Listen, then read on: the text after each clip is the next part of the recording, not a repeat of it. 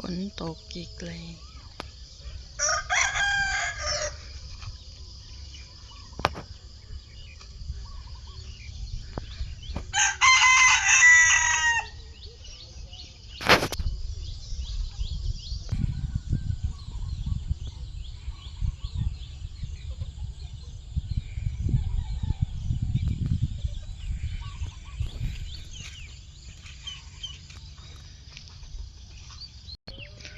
ฝนตกอีกแล้วจ้าชุ่มฉ่ำไปหมดเลยนี่ตกหยุดแต่ว่าค่อยแห้ง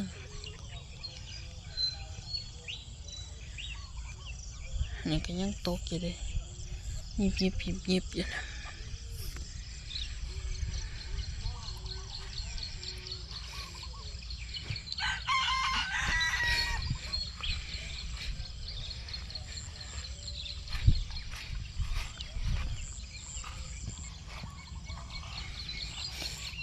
อีปูออกเสยตัน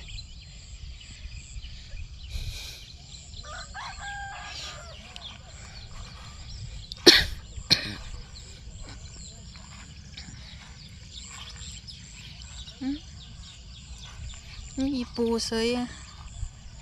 ปูยิก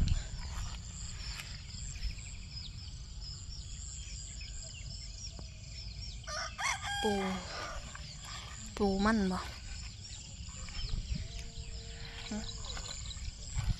มีเมียงดาบ่ฝนตกใหม่ๆนี่มีเมียงดาเด้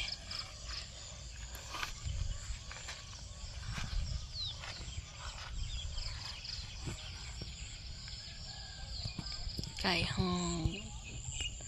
มือทำนาแล้วเดือนหนากับบ้านเขาแล้ว